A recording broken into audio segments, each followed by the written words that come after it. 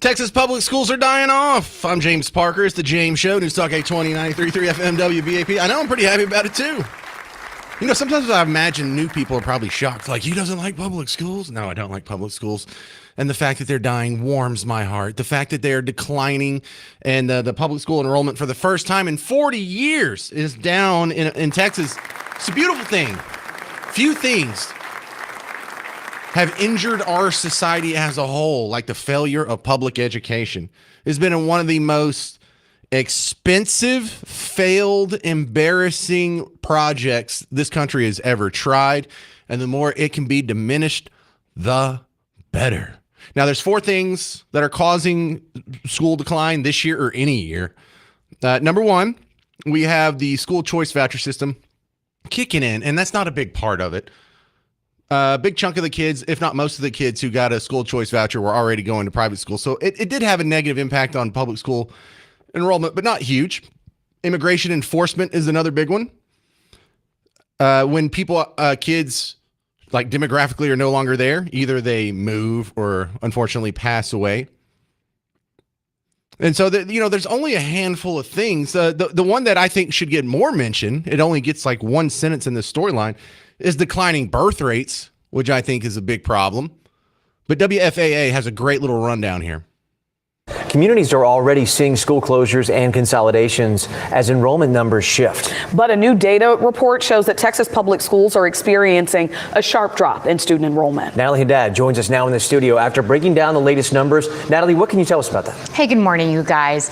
You know that this is a 76,000 students really is what the report comes down to. That's how many students Texas public schools lost this school year. And that's according to a new report that we shifted through this morning. Outside of the COVID pandemic, it is the first statewide enrollment drop in nearly 40 years. Now, the policy group Texas 2036 analyzed the 2025-2026 school year. They found Hispanic students made up about 4 out of every 5 students lost statewide. The biggest drop was in elementary school, kindergarten through 5th grade. And by 2030, it found Texas could have about 100,000 fewer K through 12 students. The report points to several possible reasons, including anti-immigration pressure, lower birth rates, families moving out of state, and more students choosing private school. Now, the findings were released just before yesterday's Education Committee hearing at the state capitol. Lawmakers heard from Strive Public Policy. This is a Texas consulting firm focused on education policy. They warned that this is not just a short-term trend. This is not another blip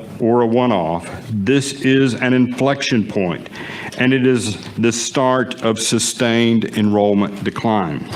Next year's enrollment across our Texas public schools will likely be more than 120,000 students less. Now, we would like to note the Texas Education Agency predicted before the passing of private school vouchers that enrollment would peak in 2025 and that we'd likely lose at least 55,000 students by 2028. So all of that was good news. They painted it all as it was just terrible. They painted it as this is the end times. Oh my God, public school enrollment's declining. We have people leaving. We have our immigration laws being enforced. Yeah, no, all that was great, except for the declining birth rates. All that was good news. The more kids we can get out of this terrible public school system, the better. I can't wait for it to completely go away. And this is how I would like to approach so many of these social programs that I think I'm in the minority on when I say I want these social programs to go away. I can't convince you, or most people, maybe I can convince you. I can't convince most people that we should get rid of public schools. You were born into the system. It's all you've known your entire life, and nobody out there is telling you any different.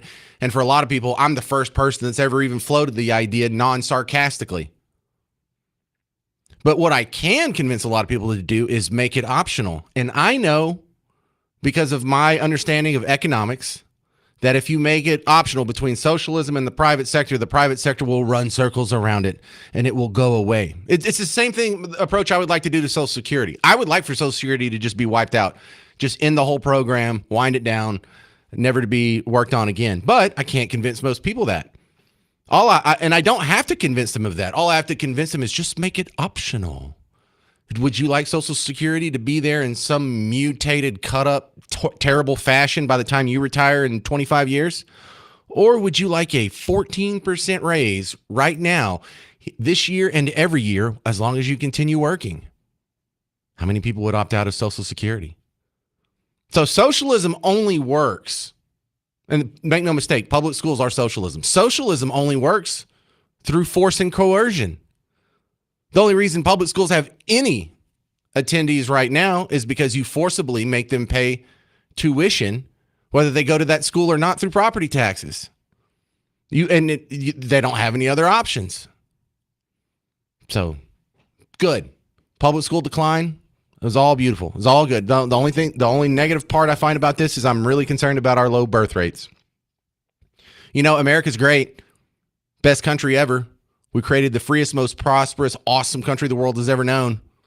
What good does it do if we just die out with no outside pressure on us, just on our own, just like, I don't want to have babies anymore. We don't need to continue this. It was a good run. So public schools, I can't wait till you're all the way gone. You hear the footsteps coming and you know why. You know why you're scared of school choice. You know why you're scared of private schools. You know why you're scared of homeschooling, because they do a better job than you do. 800-288-9227, 800-288-9227. Coming up next, Eamon Blair, senior fellow at the Texas Public Policy Foundation, has a terrible story about 6 suspected illegal immigrants found dead in a shipping container in Laredo. I'm James Parker. It's News Talk 820, 93.3 FM, WBAP.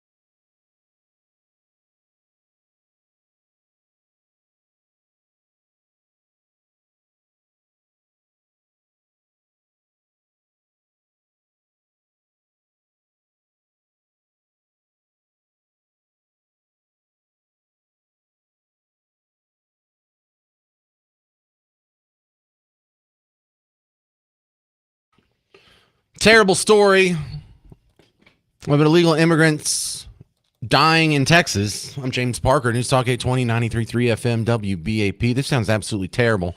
Ammon Blair, for a senior fellow at Texas Public Policy Foundation, is going to give me an assist here. Welcome to the big show. And let's just start with what we know. 6 suspected illegal immigrants found dead. They were in a shipping container. Okay, so we ran an autopsy on one of them. It was heat exhaustion. We're just assuming that's what the result's going to be for all 5 or the other 5 as well. Yeah, this is a terrible story. How often does something like this happen?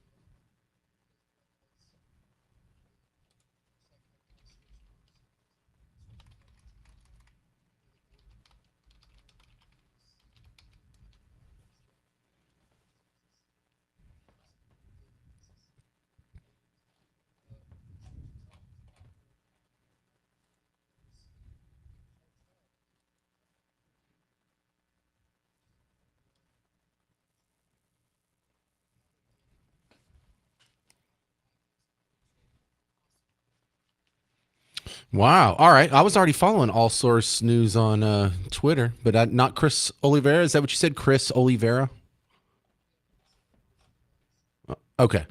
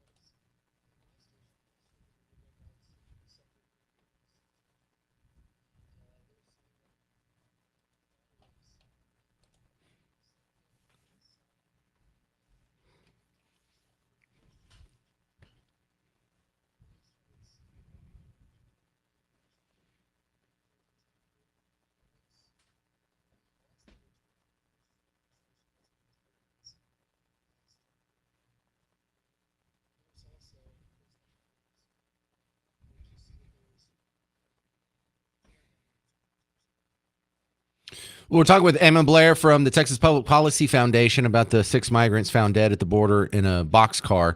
Now, we can shut down the border. We can ramp up the Border Patrol. We can lock that thing down.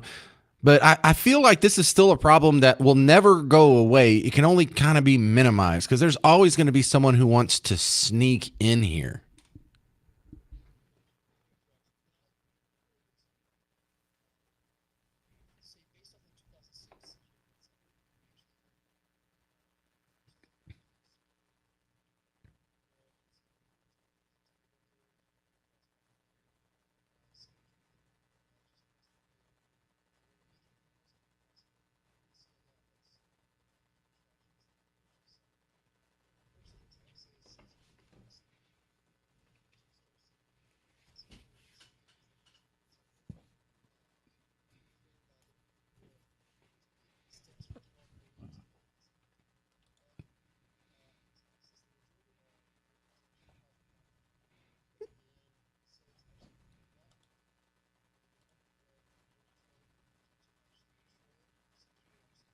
All right. Well, now I've got two answers for that. I guess we're going to have to take a mile or so on the other side of the Rio Grande and, just add that to the United States, make that our military zone. That won't cause any problems, right, Ammon?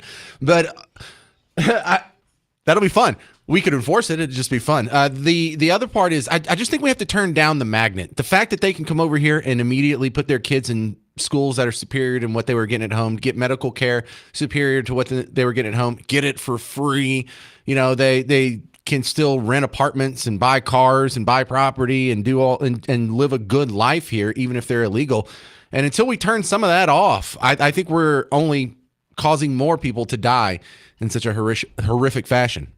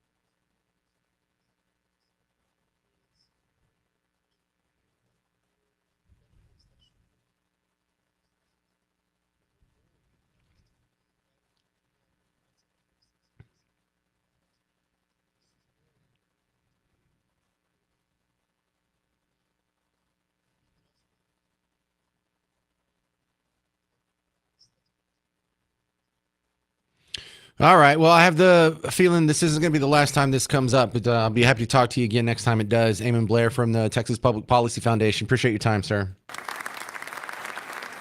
What a bummer of a story. All right. Coming up next on the James Show, we have more of a local issue with data centers going on again. Red Oak just approved a huge one. Another big one's going to go up for approval in Henderson County, just east of here. And I still don't understand where this fear of data centers come from. I think you're all crazy. 800-288-9227. I'm James Parker on News Talk 820 93.3 FM WBAP.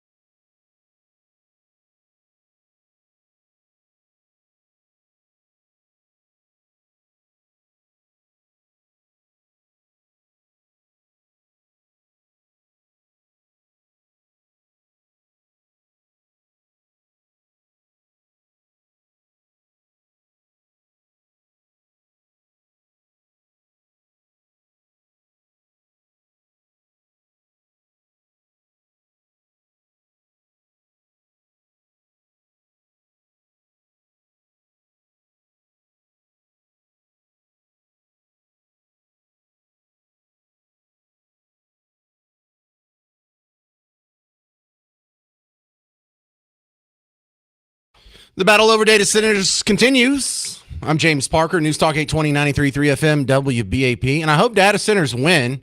I don't know where this whole anti-data center movement came from. Who taught you to be scared of data centers? Because data centers are not causing all the problems the critics say it is. It really bothers me. This is the problem with like the global warming debate. They say, well, if we don't do something, the temperature is going to be 2 degrees hotter in 100 years. Well, I can't disprove that, so we can't even have a conversation, nor can I ever prove you wrong because you're not talking about what's happening in the real world. Because the global warming conversation should be, hey, remember all those predictions we made in the 90s? See how all of them came true? Well, that's not what happened. They made all these predictions, 70s, 80s, 90s. None of them have come true. Like the parts per million has come true. But the flooding and the catastrophe, and there's still snow on Kilimanjaro, and there's still glaciers at Glacier National Park, and Miami's not underwater, and all this.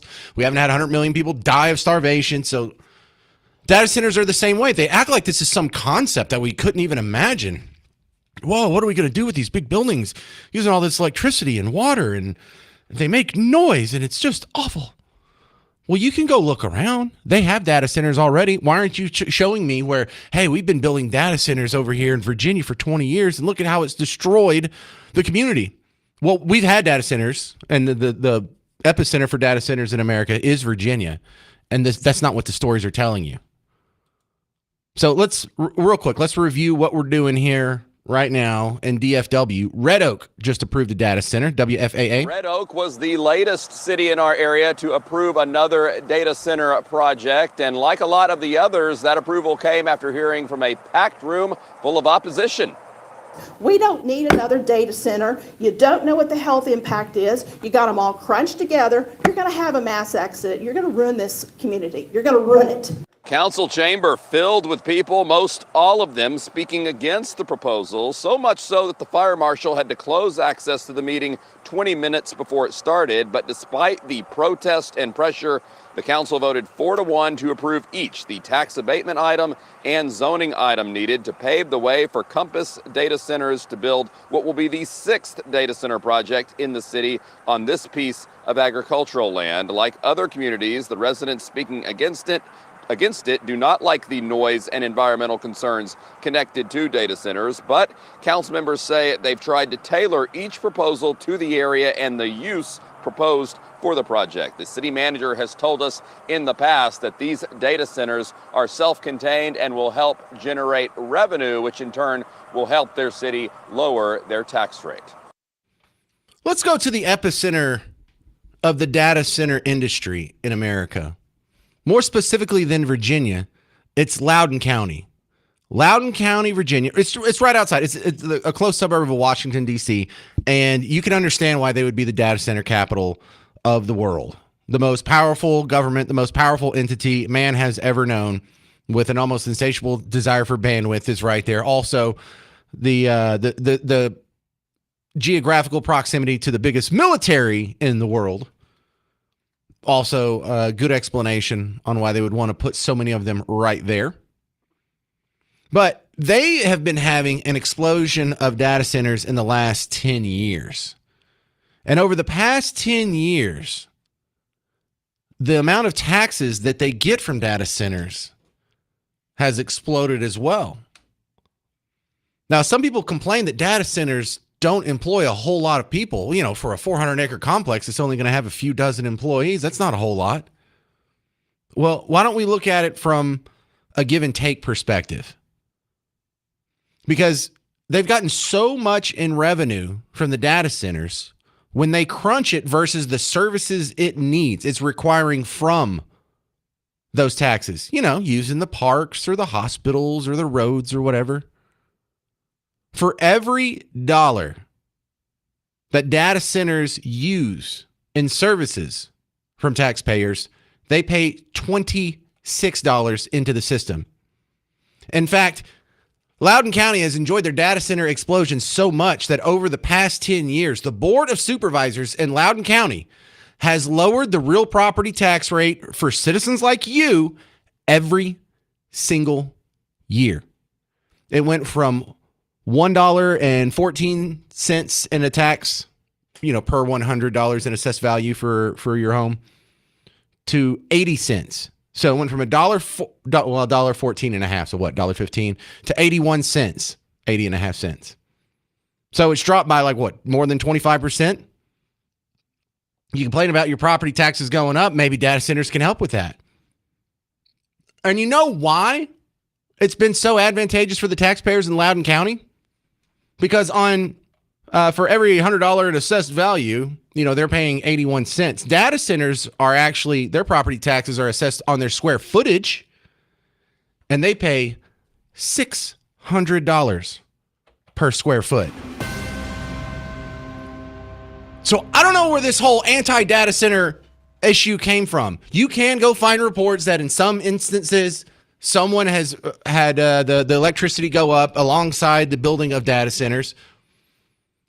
That's not necessarily a correlation causation debate here, because you got to think about it. If they are going to use more electricity, you're like, well, more demand on the same amount of supply, the cost will go up. Then we build more supply. And then if we keep building supply to match the data centers, then you have a bigger economy of scale and everybody's rate could go down.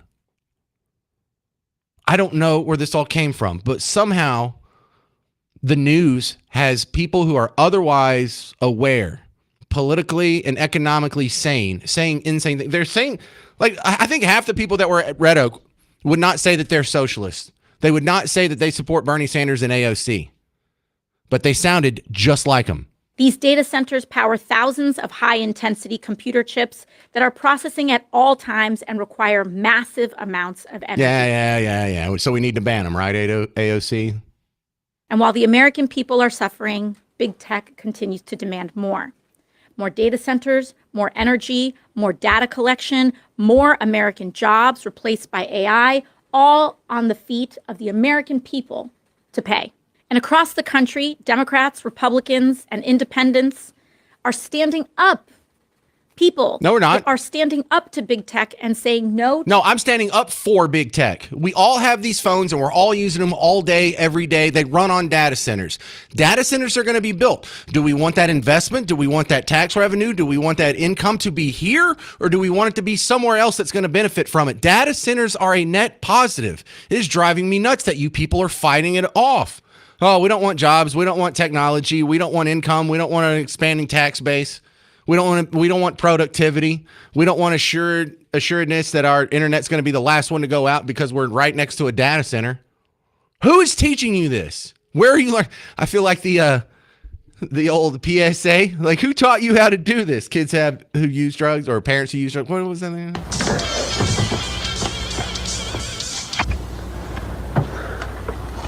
It's yours? No, Your mother said she found it in your closet. I don't know. One of the guys must Must have what? Look, Dad, it's Where not. did you get it? Dad, Answer me. Who taught you how to do this stuff? You, all right? I learned it by watching you. Parents who use drugs have children who use drugs. Yeah, so media who tells you to hate data centers makes people who hate data centers. Think for yourself for 5 seconds. Who taught you data centers are bad? And why all of a sudden do you sound like Bernie Sanders and AOC? Congresswoman Alexandria Ocasio-Cortez and I understand what is at stake. That is why today we are announcing legislation to impose a moratorium on the construction of new AI data centers until strong national safeguards are. No. How about no? That's no. All right, coming up next on the James Show, Michael Roizen is going to be on, and we got to talk about the positive stuff here. I don't know why people are acting like the world is getting terrible. You're probably going to live to 100 years old. We'll talk about that next on the James Show. News Talk 820 93.3 FM WBAP.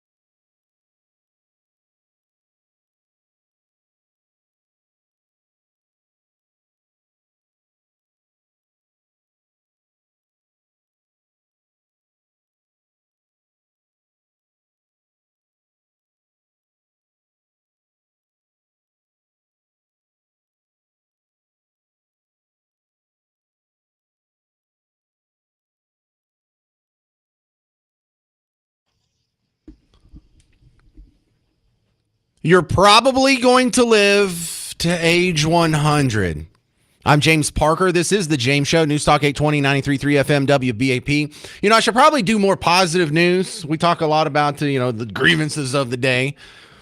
But while so many people are saying the world is declining, why are we all going to hell in a handbasket? I don't think we are going to hell in a handbasket. I think things are getting better every day. Just look at how awesome your phone is. You didn't even have that when you were a kid. Look at how awesome Netflix is. Isn't that better than the 3 channels we used to skim through when we were growing up? But it's not just entertainment. It's not just technology. Health. We're living longer. We're living healthier. We look better. I remember, wasn't on Sanford and Son, wasn't he only like 49? The actor who played Fred Sanford, wasn't he about my age now? And he looked like he had one foot in the grave. So life just keeps getting better. And I think I found a good guest to sort of illustrate one of the most positive aspects of living in modern times, and that is the medical advancements mean that we might live to 100. Dr. Michael Roizen, he was the chief wellness officer for years for the Cleveland Clinic, now broke off and started Lifespan Edge. And let's just start with this is a ballpark question, but Dr. Michael Roizen, I'm 49 years old as of Friday. What are the odds that I make it to 100?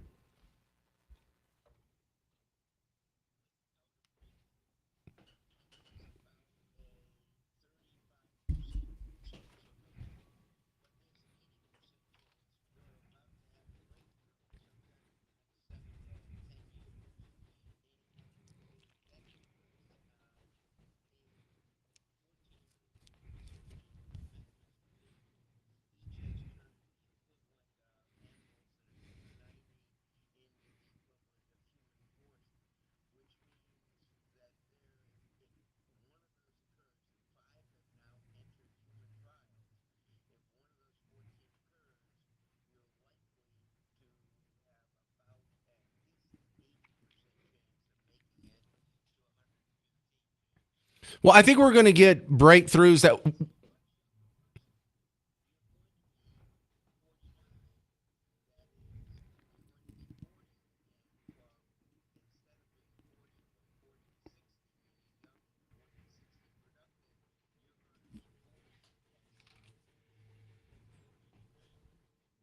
that sounds amazing. Now, I have a feeling we're going to get breakthroughs we're not even that aren't even blipping on our radar right now. As soon as the medical world can fully embrace AI, and just a few more breakthroughs like you imagined, and it seems like the sky's the limit.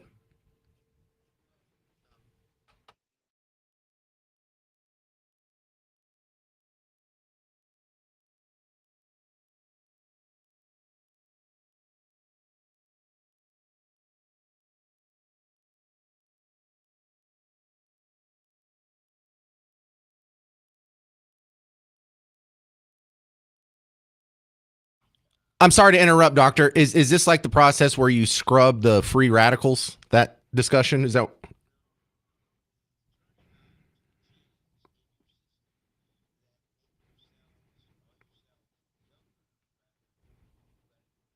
okay?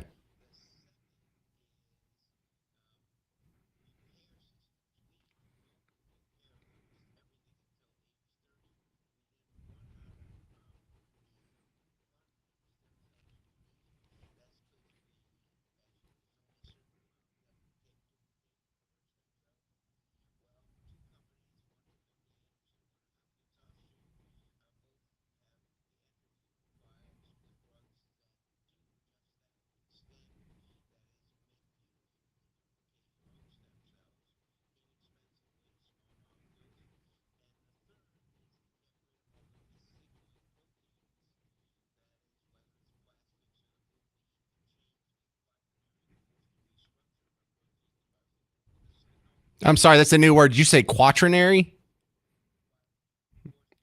Okay.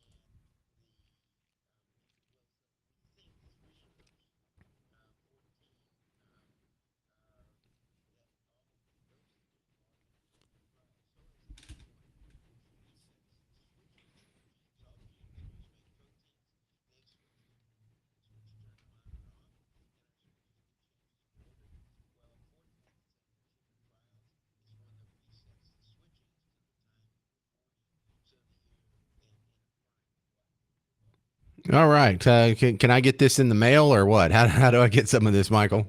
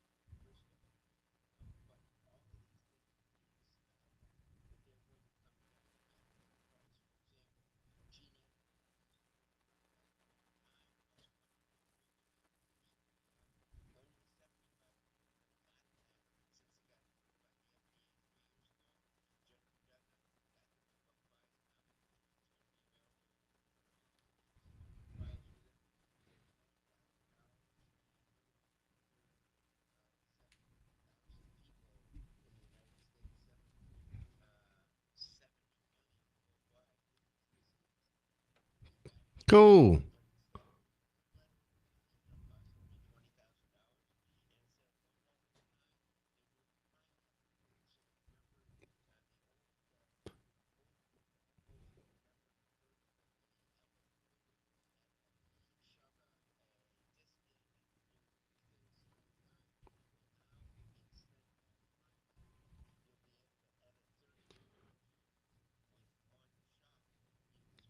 That all sounds good. Dr. Michael Roizen, sorry I'm out of time here, but I really love the conversation. He has a good book out there called The Great Age Reboot. You can look for his business up on Legacy in Plano, or was that Frisco? Well, it was up there. Yeah, so Lifespan Edge. All right, well, thank you very much, Dr. Michael Roizen. Coming up next on The James Show, here locally, we're having more of the battle with the water park Muslims. I'm James Parker. It's News Talk 820, 93.3 FM, WBAP.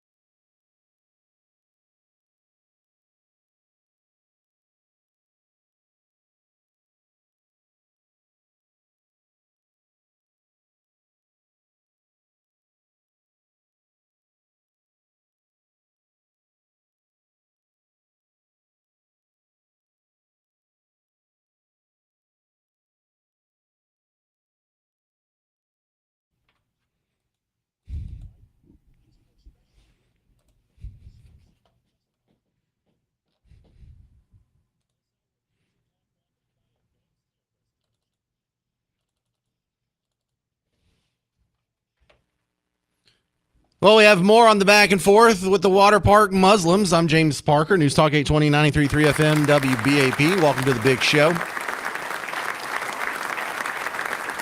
For some godforsaken reason, the city of Grand Prairie has a water park. They own a water park. I really can't stand this.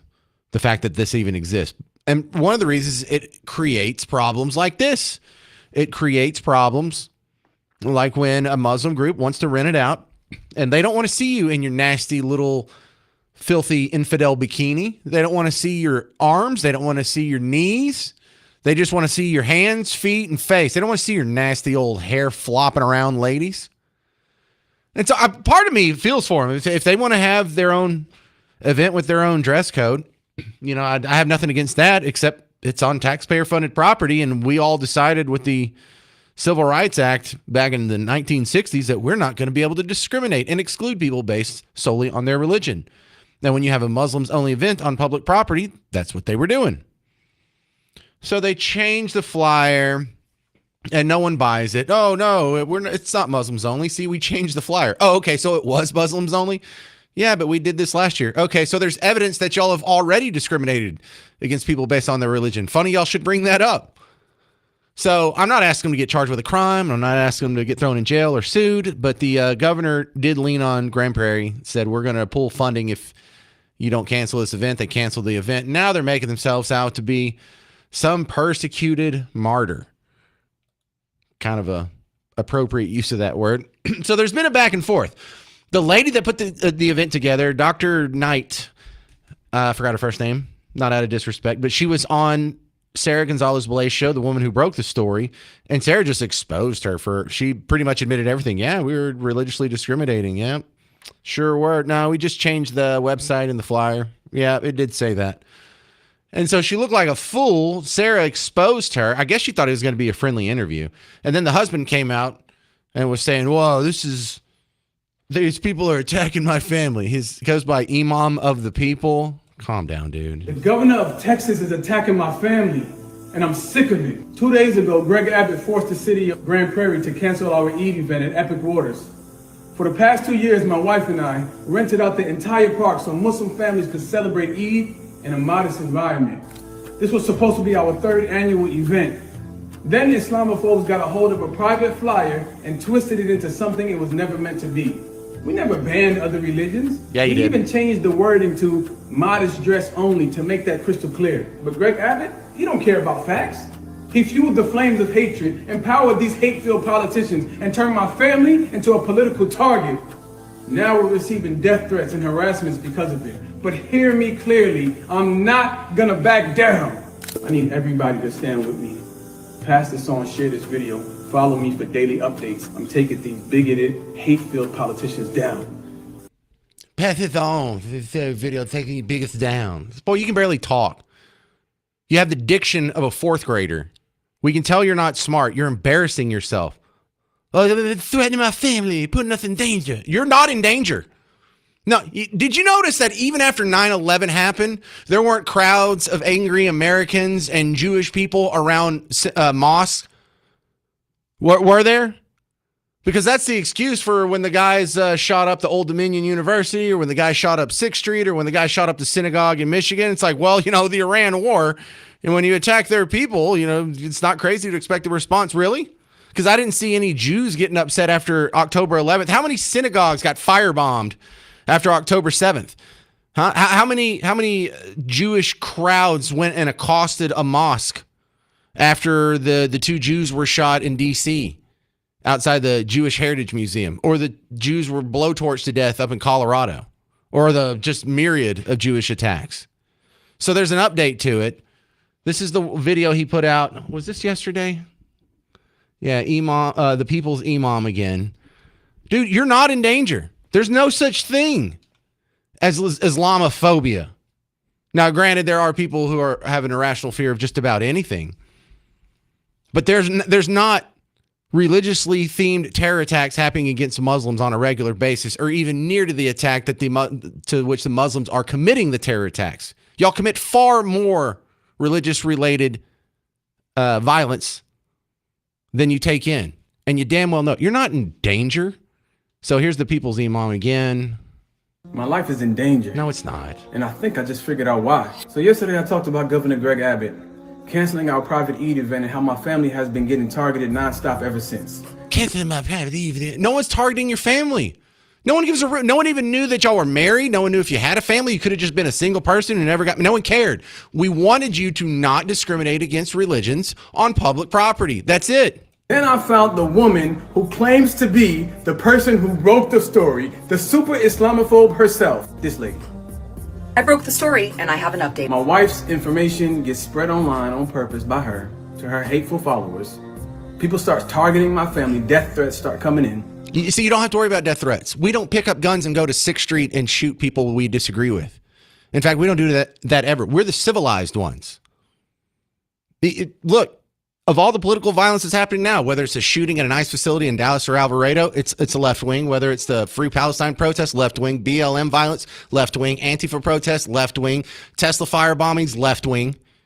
The anti-capitalist murder of the United Health CEO and then the goober that started the Palisades fire. Whatever the violence is coming from, it's from some flavor of left wing. So we're the only safe people to be around, sir. So I DM her directly. Did the DM she showed in her video? But it's not the whole DM, Sarah. You left out a really important part. If you want to see the full DM, comment DM in the comment section below. But then she brings me into the video. Little me? You want to come after the imam of the people, Sarah? You sure? This is what you want to do? You think that makes you sound tough? You think you sound like bad in street right now? You coming after me? Dude, get out of here. You're lying to our face. We know it. We know you're the dangerous ones. Your ideology, whether it's political or religious, is far more dangerous than the people that you're supposedly scared of. And by the way, we're not scared of you either. We outnumber you so bad, and we juggle guns for fun since we were children. I know who I am. This is where I realize what this whole thing is really about. Let me guess, racism. racism. The clip she uses is me speaking at the Muslim American Society saying, Muslim American Society, and those two identities have to be rectified. You don't have to choose anymore. You can be both. Then she pauses the video right there and says, First of all, that's absolutely false. Second of all, that's the real issue, not the water park.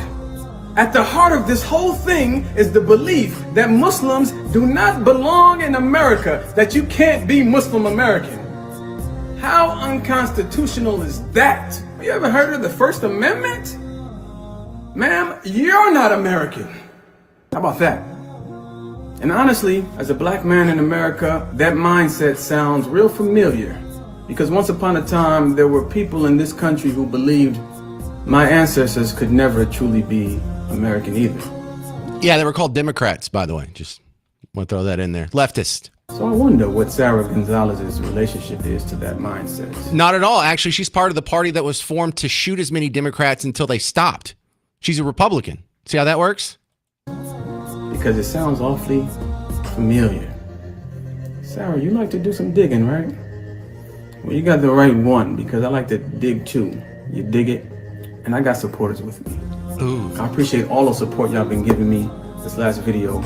It made me feel like I'm not fighting this fight by myself, and we can't take down this system by ourselves. Somebody asked me, how are you going to take down Governor Abbott? It starts with these bigoted, hateful, racist, Islamophobe podcasters who the government is employing to sow seeds of division between Americans and spew hate. We take them down first. It starts with her. Share this video as much as you can. Let's expose them one by one. We can do it. Assalamu alaikum. More on the saga of the water park and Muslims next. 800-288-9227. Don't you feel like you win whenever they say you're racist, sexist, bigot, homophobe, Islamophobic? I think we just won the argument. 800-288-9227. I'll explain next on The James Show. News Talk 820, 93.3 FM, WBAP.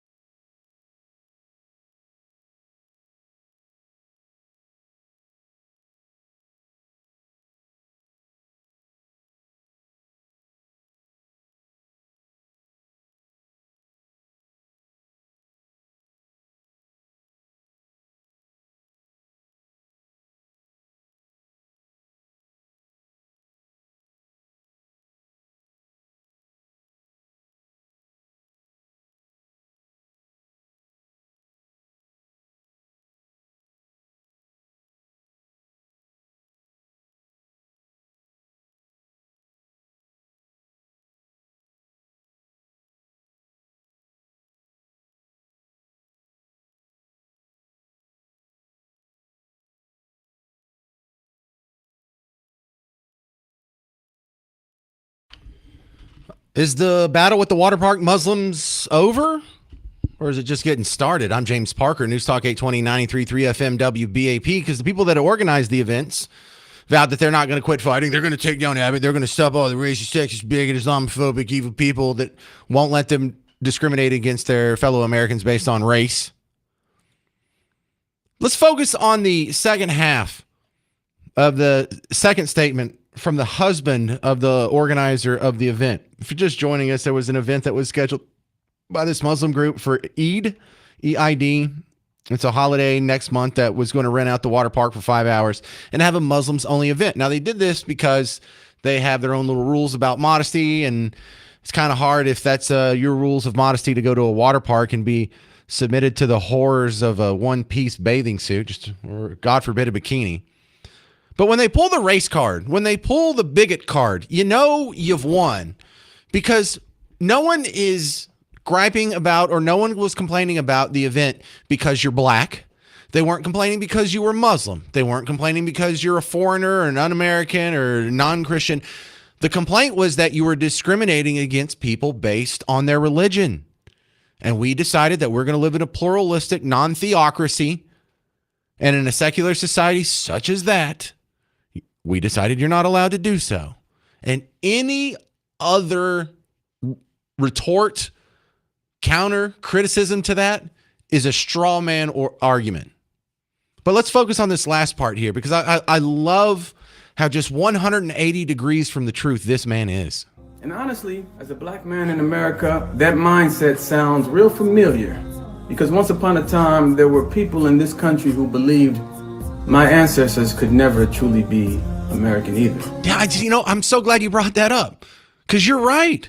In American history, there was a group of people that discriminated against you based solely on immutable traits, based solely on your religion and your race and your ethnicity and your nationality. They were called Democrats. That's right.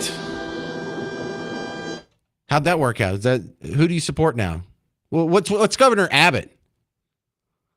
Why does black have anything to do with this? Race has nothing to do with this. No one's against this because we didn't even know you were black. Muslim's not even a race. There's white Muslims. There's black Muslims. You're one. There's all kinds of brown and in-between Muslims. And if there were green people, there'd probably be some of them that were Muslims too. This isn't a race thing. And we don't hate you. We don't hate your religion. We just don't want you to discriminate against us based on ours. So I wonder what Sarah Gonzalez's relationship is to that mindset. She fights it every day. She fights it every single day. And that's what we're doing here. We are fighting against people who would exclude their fellow American based on their religion. That's what we're doing. You're fighting to keep that. You're fighting to do what the Democrats did and you just said was bad. Can you believe people used to discriminate against people? That's what you're doing. Because it sounds awfully familiar. Oh, stop it. See, this is what they're doing with the redistricting thing. Redistricting is obviously non-constitutional if it's based solely on race and if races are getting different treatment. Like, you can't go up to Massachusetts right now and say they have 40% of their population that votes Republican but zero congressional representatives. You can't say, well, all these 40% of people who are almost exclusively white, they're not having their they're having their rights disenfranchised, and so we should carve out a little district for them so they can at least have one representative. But that's what they do with black people in the South. Louisiana, Mississippi, Alabama, Georgia, Texas, Florida. That's what they do here. And that's why Louisiana has the map it does. And that's why their map was found unconstitutional. So now that we're going to be judged not based on race anymore, that's now considered to be somehow racist. And if you think I'm making it up, it's the normal discussion that is being had on CNN right now. They can't stop it. This is Mara Gay. She is a columnist for the New York Times. It's clear just the swiftness with which these Southern legislatures moved, these Republicans moved, to eliminate black political power. It's clear that the Republicans see black political power as a democratizing force, which it is. They understand that. And this is a way to consolidate power. And it's also a way to express white supremacy. So it's both. I believe in democracy. I believe in the ability of people to organize. But make no mistake, this is devastating.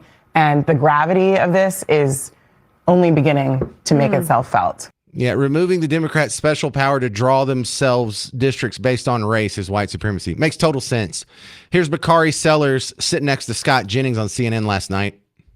There is a casual laughter from people we believe to be our friends on the right who are showing us true colors today, because the most sacred, or one of the most sacred acts you have in the United States of America, is the ability to cast a ballot and elect someone and send them to Congress, the State House, or a mayoral seat that represents your interest. And now black folks throughout the South are being silenced. Oh, stop it. All right, you'll hear Scott Jennings reply to that. And we'll weave this all back into the water park Muslim debate as well. If they're throwing the race card, that means you're over the target. 800-288-9227. I'm James Parker on News Talk 820 93.3 FM WBAP. Hey, homeowners, James Parker here for Blue Ribbon Roofing. We just had another round of storms. We're not done with the bad weather yet. And when it comes to a super expensive repair on your house, in fact, of all the home repairs I've ever made, the roof was the most expensive one. If you get this wrong, it's going to cost you thousands of dollars. And I don't expect you to go out there and start following around roofing companies and doing audits on them and making sure that they do the work and they do a good job and they do the follow-up. You don't have time for that. It would be ridiculous for you to expect you to do that. So the shortcut is you hear about one of the companies on the radio, and that you don't stop there. You go look at some of their reviews and you see what their neighbors have said about them. So you heard from them from me. Then you go to blueribbondfw.com. You scroll down, you read some of the 5-star Google comments. And you know what? Here's a little secret of the pros. Don't just stay on the website. Click through to the actual Google reviews page and you'll see this isn't a bunch of curated, hand-picked, cherry-picked positive reviews. That's the norm. And if anything happens, if you fall through the cracks or you have any problems, you can call me and I'll give them a text and make sure they get you well taken care of. But it starts with you going for your free roof inspection to blueribbondfw.com.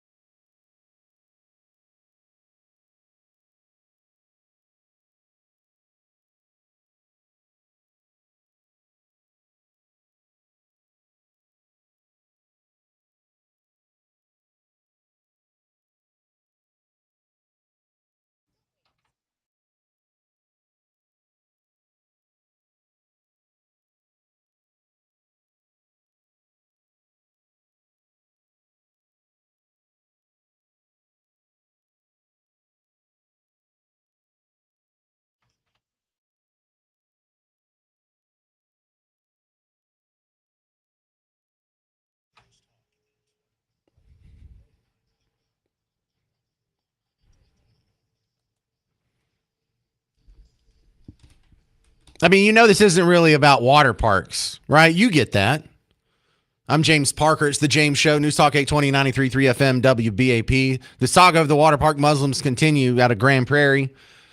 Muslim holiday event was canceled after the flyer said it was for Muslims only, and then they tried to scramble and say, well, no, we weren't going to discriminate against people religiously. We've done this 3 years in a row. Oh, so you did it last year? Yeah. Well, then I think we know that you are going to. Did you have a Muslims only event last year? Like you enforced it that way? You didn't say you have to follow the dress code and you're welcome, whether you're an atheist or a Christian or a Muslim or anything. You just said Muslims. So you already did it. You've already broken the law. You've already violated the Civil Rights Act. It's an interesting defense you got there. But this isn't happening in a vacuum, and you know it's not. You know this is happening in tandem with the Sharia cities. You know this is happening in tandem with the handing out of the hijabs at local public high schools.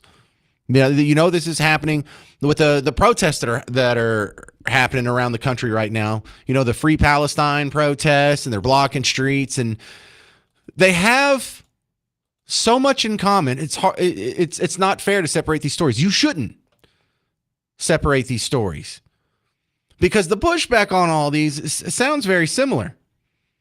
Well, we don't want you excluding Christians from a Muslim event on public taxpayer-funded property. Oh, well, then you must be racist. You must be Islamophobic. So you'd like to redistrict the maps, and if they're going to gerrymander in blue states, we might as well be able to gerrymander them in red states as well. Oh, you must be a racist, sexist, bigot, homophobe.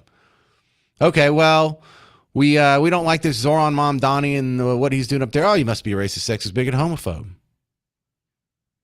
Oh, Spencer Pratt wants to run for Los Angeles mayor and clean up all the homeless encampments. Oh, he must be a racist, sexist, bigot, homophobe. Fascist, literally a fascist, white supremacist. So let's go through this. When we stepped aside before the last break, I was playing you Bakari Sellers using the same angle that the People's Imam was using about the water park Muslim. Oh, I'm in danger, and there's a bunch of racists and bigots and hate. Everyone against me is a hateful. They're just a bad person. I'm not going to defend my point. I'm just going to try and destroy my political opponent. Scott Jennings answers him almost immediately. I didn't even have to edit this together. There is a casual laughter from people we believe to be our friends on the right who are showing us true colors today because the most sacred, or one of the most sacred acts you have in the United States of America is the ability to cast a ballot and elect someone and send them to Congress, the State House, or a mayoral seat that represents your interest. And now black folks throughout the South are being silenced. And I don't find that to be a laughing matter. I heard you say that people are losing representation. People are losing their voice. No voter has lost their voice at all. No one's been disenfranchised. Every voter in America before these court rulings could go cast a ballot this November, and every voter in America, white, black, or otherwise, can go cast a ballot right now. The lines may be changing, but every voter still has the same amount of voting power, one vote, that they had. It's just that this Supreme Court said your race doesn't necessarily have to dictate your political identity. The fact that you're an American citizen and your franchise gives you one vote, that is your political identity. And it is incumbent upon both parties, Republicans and Democrats, to run people who speak not to just one constituency, but all American interests. That was a good retort to the race card. Richard sends me a Facebook message. He says, on the water park Muslims, the thing so many keep getting wrong is calling it a private event. Though the place was rented by a private party, the event was definitely public, and they advertised and sold admission, no different than renting a stadium and holding a concert. Still subject to discrimination laws. True, but I like this second part too. And they would have been okay had they, instead of saying Muslims only, said, here's the dress code, food restrictions, and rules for the event that happen to match Muslim rules. But you're right, you wouldn't have said you can't come in here because you're not a Muslim. You could say, outside world, you're welcome to come in even if you're not a Muslim. Just follow this dress code. That would have got you through it. That would have had the same effect if you didn't want to discriminate against non-Muslims. But that wasn't what you wrote on the flyer, and so you did. And so what are we worried about? We're not scared of Muslims. We don't have Islamophobia. We don't have an irrational fear of them. We do have recognition of the pattern that everywhere this ideology has taken hold and become a majority, people have lost the civil rights that you enjoy right now. I don't want our women to be oppressed. I don't want minorities to be oppressed, religious or ethnic minorities. And that happens. I don't want gays oppressed. I don't want them thrown off of buildings. Where does that happen? Oh, that's right. In the lands where this ideology rules. And so when you look up, like on Fox News this morning, they were talking about some violent protests last night by Palestinians, by Muslims against a Jewish synagogue in New York City that the mayor won't even condemn now. New York City! Here's a quick rundown on that.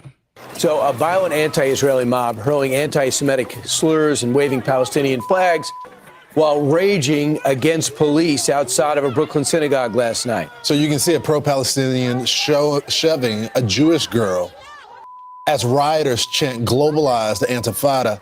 It is the second anti-Israeli protest like this in under a week. So the New York mayor, Zohran Mamdani, has yet to condemn this attack. It's the second in a matter of weeks that we've been reporting this. All right, I'll play the rest of the report after the break because there's about 2 more minutes on this. But you're going to hear details that show you this is not a protest. This is not a demonstration. The second you're no longer peaceful, the second there's physical violence or property damage, it's now a riot. And that is not legal. That is not protected by the First Amendment. And not only are you breaking the law, but if you're committing acts of violence or intimidation for a political purpose, you are a terrorist. This is why we don't want the Muslim water park discrimination. This is why we don't want Sharia cities. This is why we don't want hijabs handed out in our Texas public high schools. Because we've all observed that this happens over and over and over. These people are violent. These people are more violent than other religions. It's not bigoted to say so. It's just a matter of fact. And if you don't believe me, show me the story where a mob of angry Jewish people went to a mosque and started shoving people on the ground and having a nice little riot. Can you find one? Can you find one in America that's happened? 800-288-92. Coming up next on The James Show. News Talk 820, 93.3 FM, WBAP.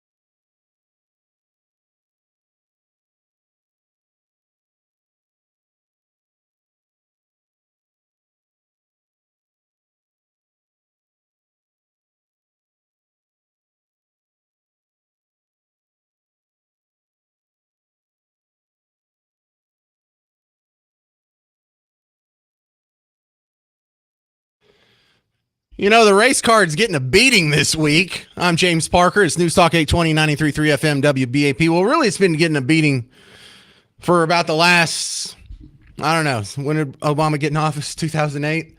It's been 20 years of just race card being beat to death.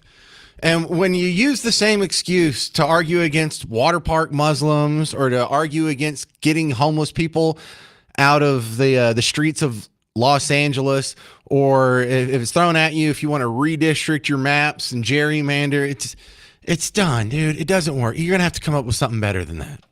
Because maybe we're not racist and you need to actually debate us on the merits of our opinion instead of making up straw man insults that don't even apply. So let's go back to this, going back on the protest that was happening just last night in New York City. When we're concerned about Sharia cities, when we're concerned about water park Muslims excluding outside religions, when we're concerned about hijabs being passed out in Texas public high schools, it's not because we hate them because they are different. We are quite accepting of different as long as it doesn't come with violence. You don't see us out there parading against the Zoroastrians, do you?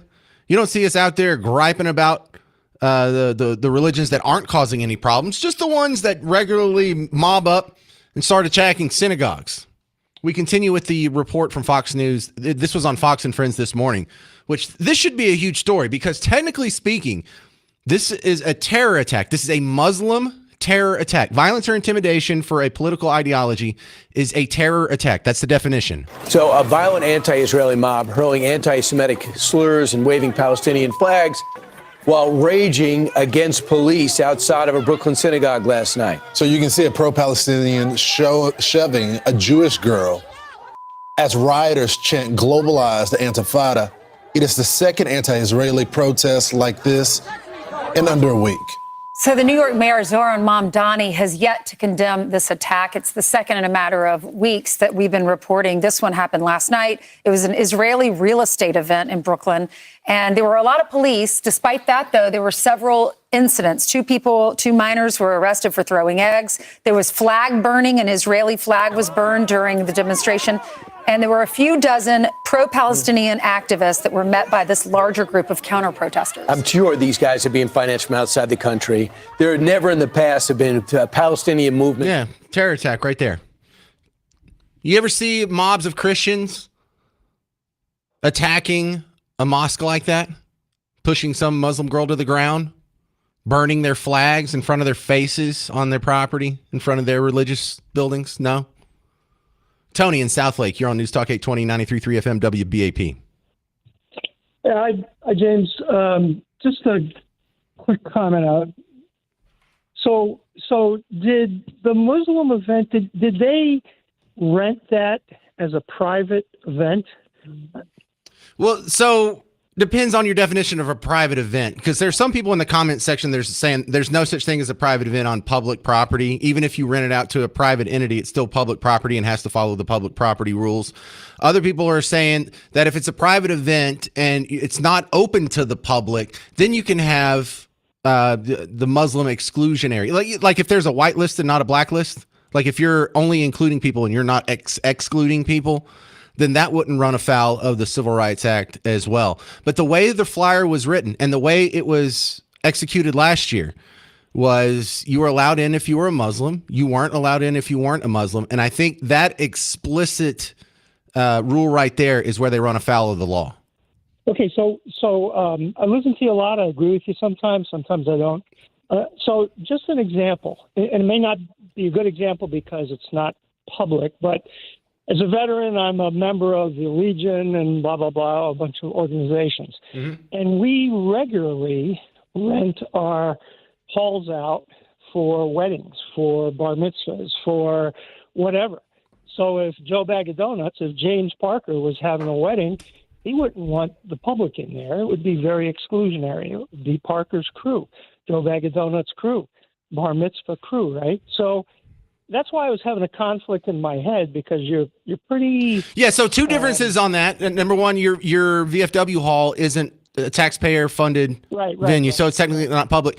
And also, you can exclude people based on their religion if it's a private event held on private property. It's probably not like the best look for your public relations, but I don't think it runs afoul of any laws. And also, a great point was made by a lot of the commenters that they could still rent out the event and have the dress code be enforced and the food rules be enforced and all the Islamic laws be enforced as long as they don't exclude anyone from coming in.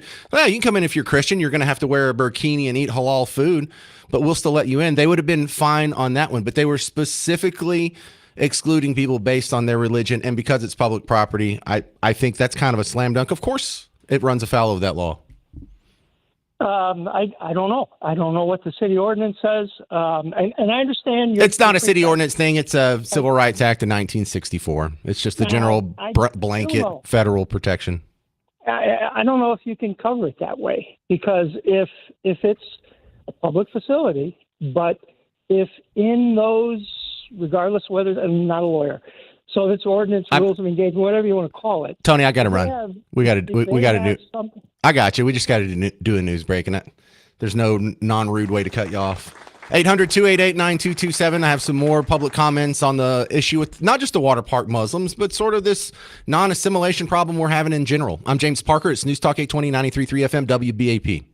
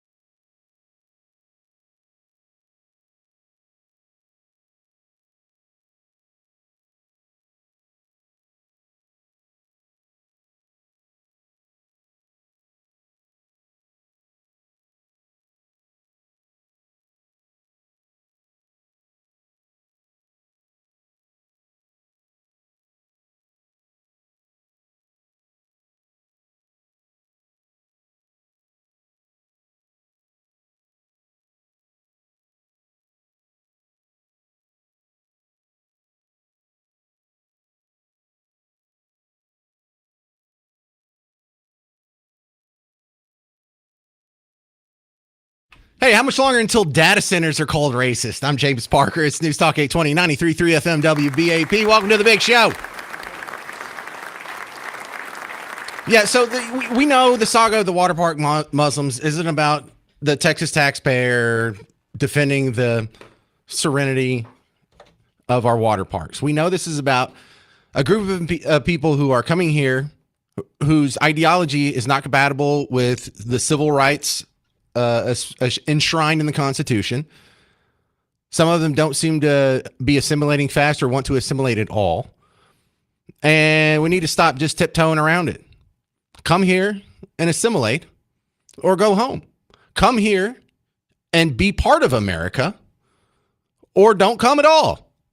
And if you don't like America, if you don't like our Constitution, if you don't like our laws, if you don't like the fact that we don't oppress our women and make them wear headscarves when it's 104 degrees in August, if you don't like the fact that we eat bacon and like dogs, if you don't like the fact that we worship differently, if you don't like the fact that we don't allow our women or gays to be oppressed, there's countries that can accommodate you and you can go live the lifestyle you want to. There's not a whole lot of places we can go. There's no other place that has the Second Amendment. There's no other place that has freedom of speech like America. So don't come here changing the one place where you actually have individual rights into one of the 190 countries that don't. And if we can't fight for that, then we don't deserve this place. John Kemp, you're on News Talk 820, 93.3 FM WBAP.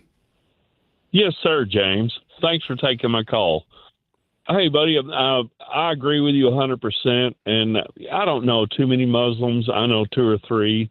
Actually, I get to met all 3 of these men that are my age in their 60s, flying RC airplanes, to be honest with you. And we've had these discussions several times. And, you know, they admit that 8 or 10% of their Muslim society is way of, I don't know what we call left in our society. They're very radical, and but they're afraid to do anything about it because of the repercussions. Because that 8 or 10% apparently is very well funded, and things could happen to their family, or. Well, look, I like people having their full complement of civil rights. And if we're going to have a bunch of Muslims come here and they want to practice their religion differently from me, they have the right to do so. But we shouldn't let so many in that it starts to supplant the rest of our civil rights. And it's not like a hypothetical. That's what happens in literally every country where Muslims become a majority, is none of them have this, enjoy the civil rights we have here. So I'm not necessarily even trying to oppress Muslims or change their way of life. I'm trying to prevent them from changing other people's way of life. And I don't know how that makes me into a hateful person. And also, I just think it's amazing how South Park, being in business for 25 years, now has a song for everything. Absolutely. What has happened to this place? I don't recognize it anymore. It used to be so fun and special. What is life worth living for? The dream is dead, our land is gone. There's a hole in my heart and I can't go on. There are too many minorities at my water park. This was our land, our dream. And they've taken it all away. They just keep coming and coming. Minorities. I tried to go and tell the police, but even the authorities are minorities at my water park. Yeah, they were robbed. That should have won a Grammy. Coming up next on The James Show, our friend Chris Putnam from the Dallas Express has more on public transportation. Dart violence happened again, another dart shooting, and it happened a block away from where I'm sitting right now. And also, we're having an issue with rogue robo taxis in Dallas. I'm James Parker. It's News Talk 820, 93.3 FM, WBAP.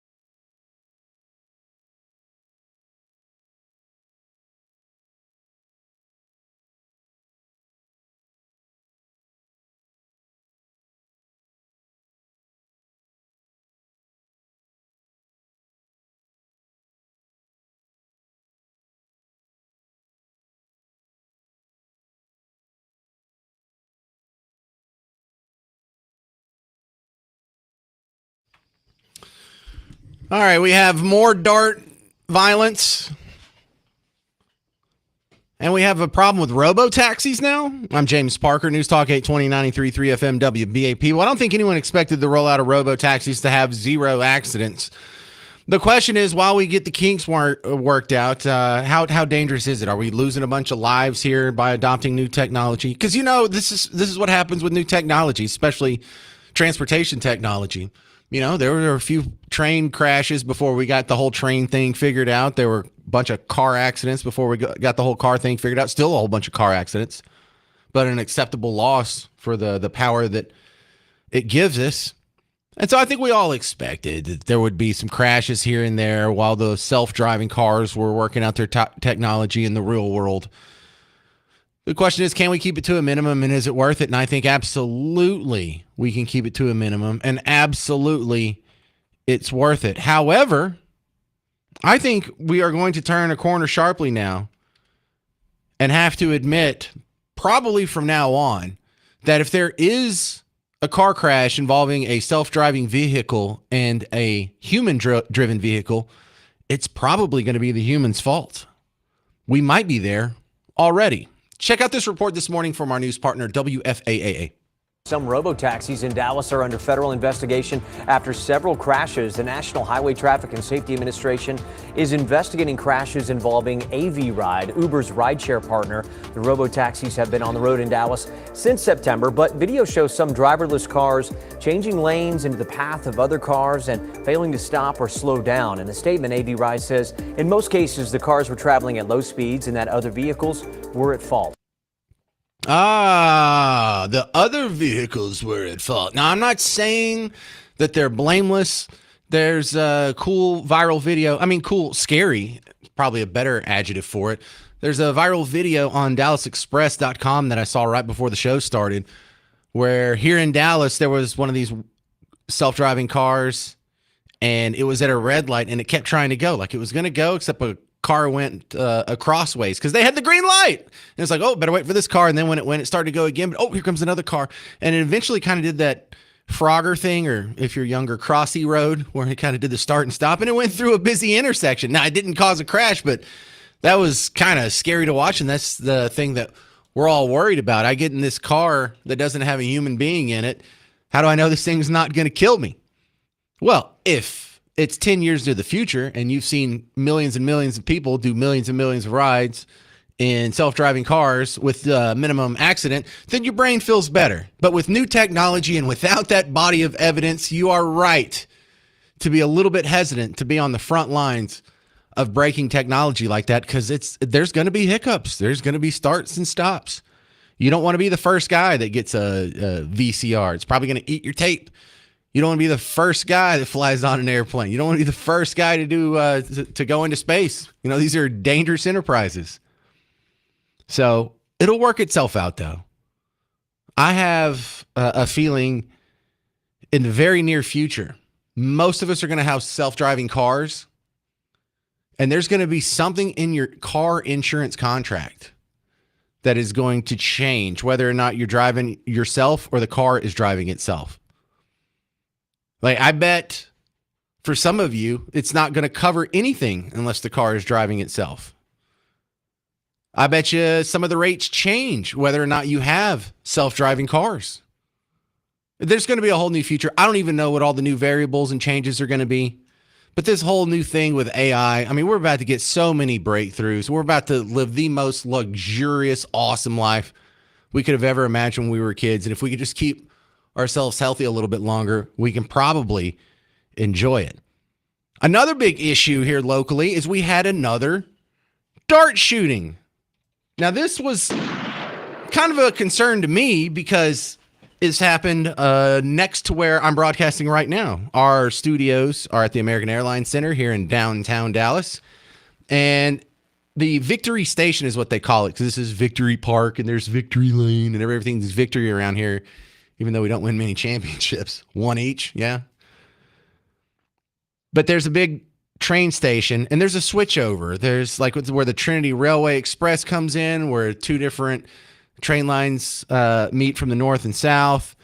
you have a whole lot that's going on right here. Plus there's a big exchange at the West End Center that's not far away. So we get a nice sampling of what the kind of crowd Dart brings you. And it is not preferable. It is not the best crowd possible. So Sunday afternoon, there was a shooting. The cop shot a guy who, I guess he was waving a gun around. I don't know who the guy is. I don't know what predicated the shooting. I don't know why he was waving a gun around. But in the video I saw that was getting passed around, someone with their cell phone, police had already got the guy down, and someone was kicking the gun away. That's the only reason I know he has a gun. So we know shockingly little about this. But the evidence is stacking up here. Dart had a rash of violence last fall going through the winter. And so just 2 weeks ago, there's a big news story. I don't even know if I reported it on the James Show, but I remember seeing it. They had announced they had expanded their security contracts. They renewed their partnership with Parkland Health for the Dart Cares mental health program. They had new people that were riding the trains, getting the crazies off, making it safe. The agency's own website said they had already produced a reduction in violent crime across the system. Oh, really? So a Dart police officer just shot a suspect at Victory Park on Sunday, 5:30 in the afternoon. It's easy for us to compartmentalize the risk of a lot of this stuff we see on the news. We're not too worried about gang violence because we don't go hang out in the neighborhoods where drive-bys happen. So your brain can kind of dismiss that. For the guy that got shot at the After Hours Club, you don't go to After Hours Club. You're not out drinking and drugging and doing whatever at 3:30 in the morning on a Saturday night, so you can avoid that violence.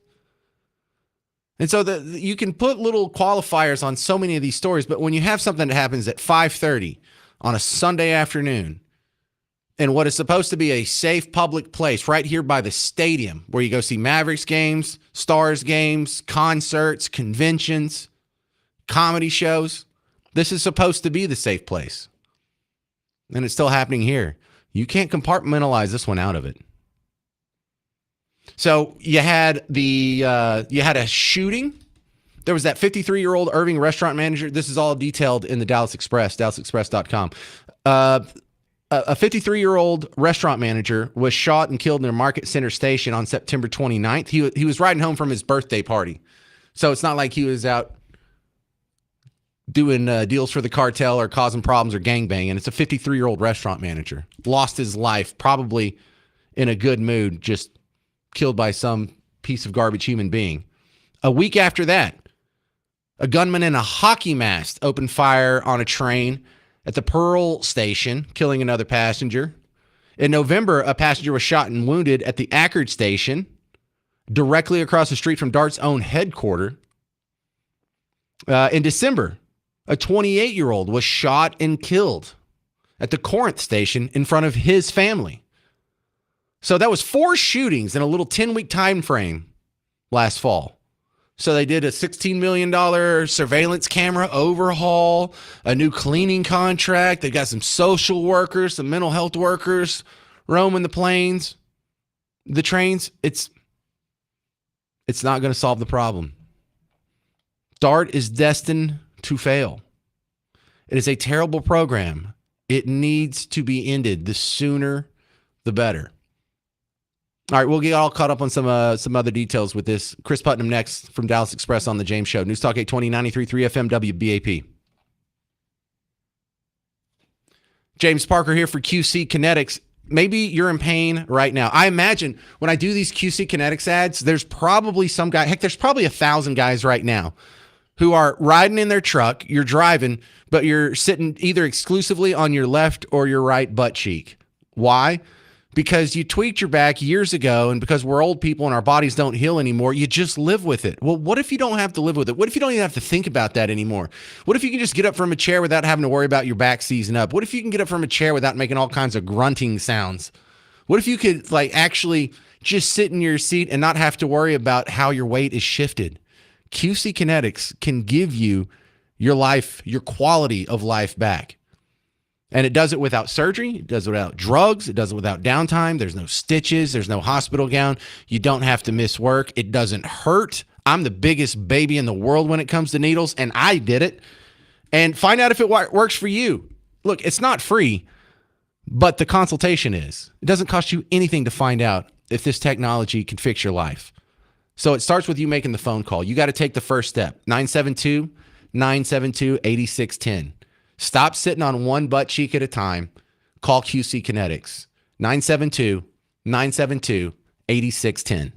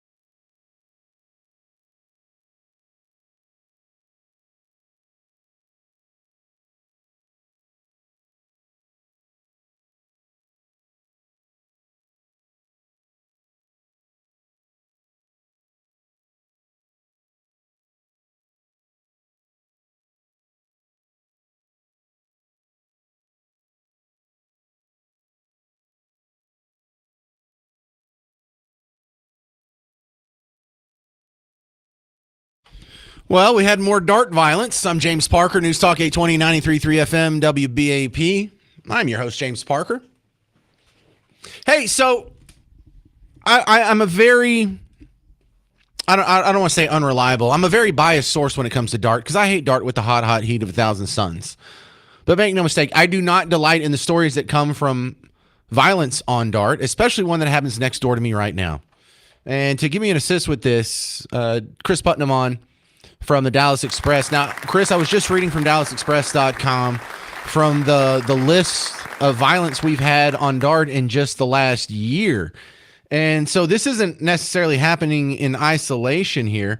But I would also like to stress that whether or not we had a problem with violence on dart, I don't think dart should exist. I think we should dismantle it and apologize to the taxpayers of North Texas anyway. But I don't see how anybody can look at this and not have a problem.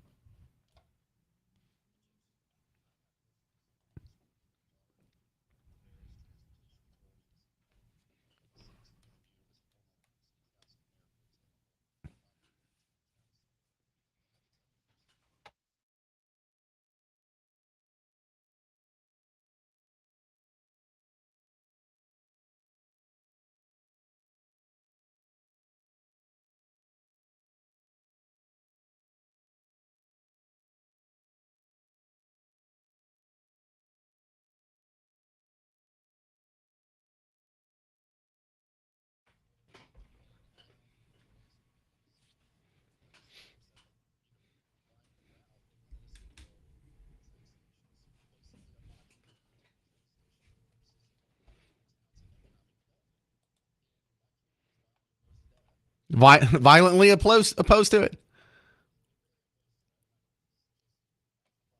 Right. Better adverb, Chris. Come on.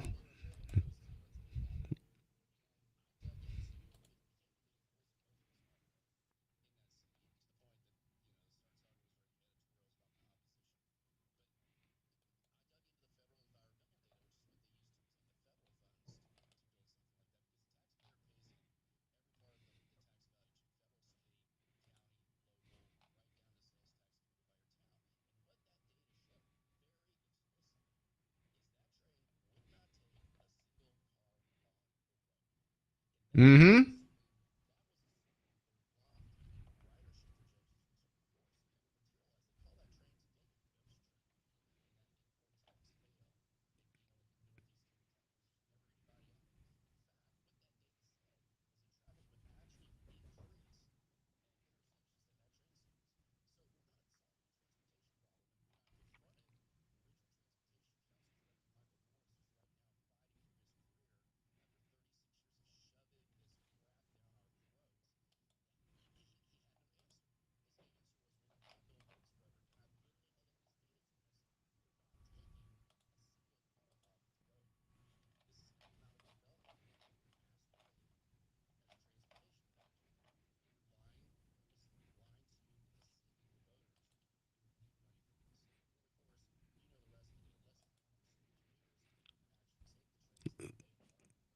No. You're overselling that. 0.6% of commuters use any form of dart, trains or buses.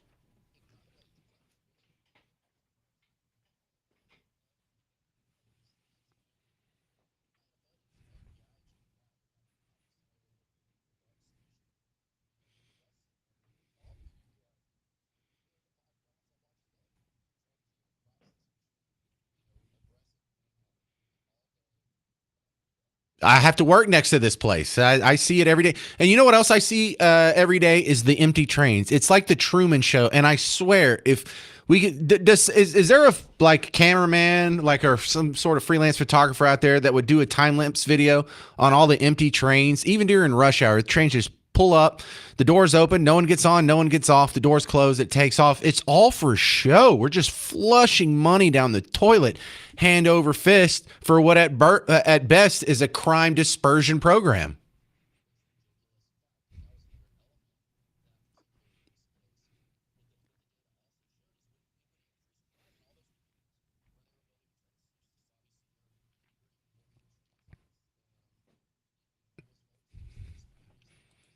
Yeah.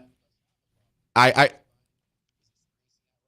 I feel like you're reading from your own newspaper because y'all had the article that was showing the heat map of crime, and it was like a lot of Deep Ellum, and then pretty much every other place was next to a DART station where we had problems with violent crimes, like the hot spots with violent crime. But look, listen.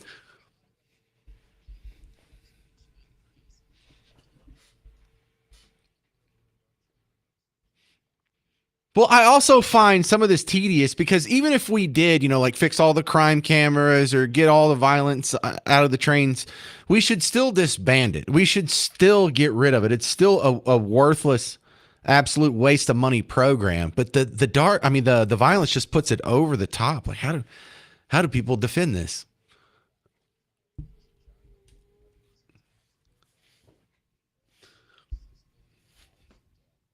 Yes, hang on, but Chris, this isn't a problem with DART. This happens in every major metropolitan area that tries public transportation. It's just a problem with socialism, period. Socialism is not better than capitalism. It's not better than the free market. Whether it comes to schools, whether it comes to healthcare, whether it comes to getting your butt from point A to point B. But Chris, coming up on the other side of the break, we're going to talk about what I think is going to replace DART, and that is these self-driving taxis. However, we're having some bumps in the road, pun intended.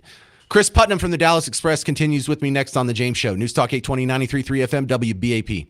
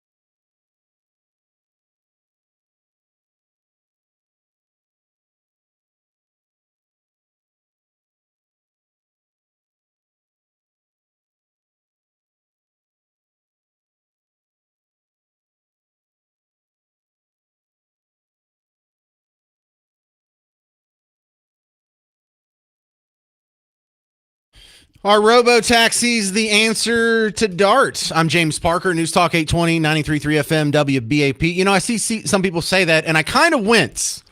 I see the connection here. I see public transportation. It's on a long enough time scale. Human beings are going to get smart enough to recognize what an embarrassing failure it is, and will probably offload in some part to self-driving taxis. I don't know exactly what the new future is going to look like, but I don't need robo taxis to want to get rid of DART. We're continuing with my buddy Chris Putnam from Dallas Express, DallasExpress.com. You know, kind of interesting perspective you have there, Chris, because not only are you the guy that's running the Dallas Express that's documenting a lot of the problems we're having with DART or the rise of robo taxis, you were also involved in local government and dealt with DART and public transportation from that angle as well. And I just want to reiterate, there's no fix in my mind for DART. It's not like you could change a policy or relay the tracks or redo the bus routes or put up some cameras or clean up the crime or clean up the smell, and I would be okay with DART. I want that thing gone anyway. But Chris, I have a caller here that might be for both of us. Greg in Saxe. You're on News Talk 820, 93.3 FM WBAP. Hey, gentlemen, I just wanted to confirm what you said about the crime disbursement. I have a friend who's a Plano police officer. He said when DART showed up, crime went up exponentially, especially at the end of the line. And what DART did a sneaky thing. They told Plano that, hey, this is going to be great for you. And instead what they did is the end of the line is now in Plano. So all of their indigents and drug addicts and crazy people get dumped off in Plano to commit crimes all night. So bad now that the city council, they're going to pull out of DART and pay millions, maybe hundreds of millions of dollars to break the contract because they said, we're shutting it down. We're done taking your crime. And also in Arlington, my son lives in Arlington, and they said, hey, we're just going to do rideshare. They contracted a private company to build an app, to build a private rideshare thing for them. And as long as you're going within the city limits, you get door-to-door service in an Arlington rideshare app. And I think you can pay a little extra to bounce out to, that's free. But if you want to pay some, they'll subsidize you doing Uber and Lyft if you need it to be quicker than that. And I think that's really the solution. Door-to-door service, perfectly safe, and they're saving millions of dollars doing it.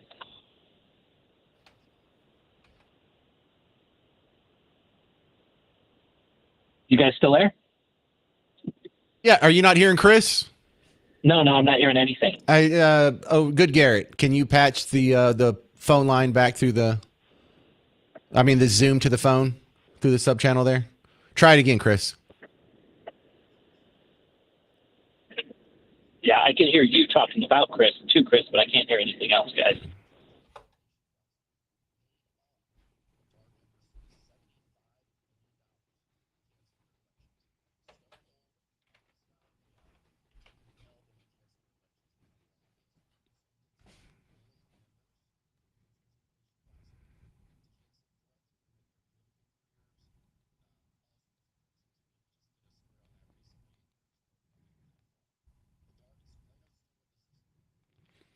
Yeah, and you know what? I like the rideshare solution as well. I don't understand why it has to be subsidized by the taxpayers. I don't get that. Like it's pretty cheap already, but if you don't have to include the human element and the car element is something that can run 24 hours a day, 7 days a week, then I think it's going to become so cheap that funding it will be possible for even the poorest among us.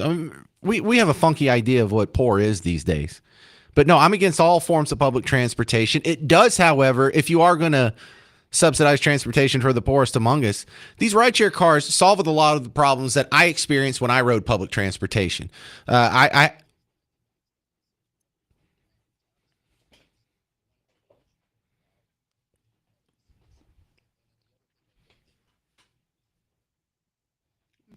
boring company that tunnels underground.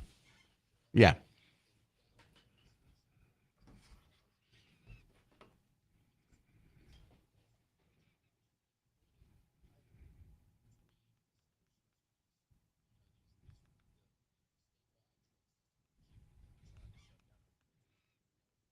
Um,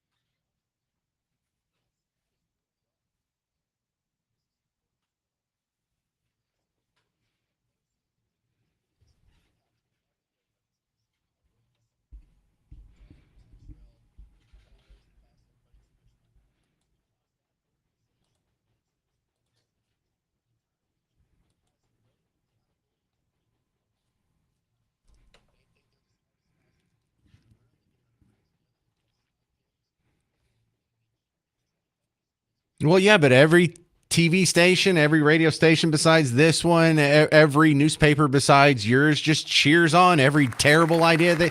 Let's build more tracks. Let's have more buses. Let's do a dumb streetcar on McKinney Avenue. Let's build one of these failures all the way to Houston. It'll be great. And they just cheer on the stupidity.